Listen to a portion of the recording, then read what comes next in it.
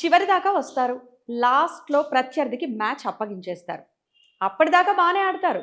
కానీ లాస్ట్‌కొచ్చేసరికి ఏమవుతుందో ఏమో! సడెన్‌గా డీలా పడిపోతారు.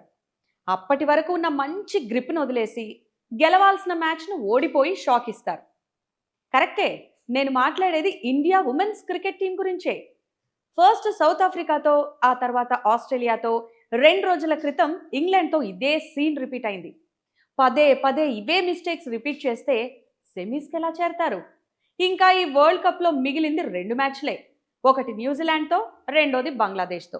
ఇప్పటిదాకా చేసిన మిస్టేక్స్‌ని సరిదిద్దుకొని ఈ 2 మ్యాచ్‌లు గెలిస్తే సెమీస్ బెర్త్ కన్ఫర్మ్ చేసుకోవచ్చు. అదే ఒకటి ఓడిపోయినా సెమీస్ రేస్‌లో ఉంటుంది.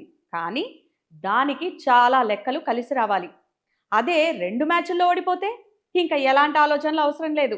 తట్టాబుట్టా సర్దేసుకొని ఇంటికి వెళ్ళిపోవచ్చు. అమ్మా తల్లి, ఇప్పుడిప్పుడే మహిళల క్రికెట్‌కి ఆదరణ పెరుగుతోంది. ఇలాంటి సిల్లీ మిస్టేక్స్ చేసి ఆ క్రేజ్‌ను పోగొట్టకండి. ప్లీజ్. శివంగుల్లా జూలు విదిల్చండి.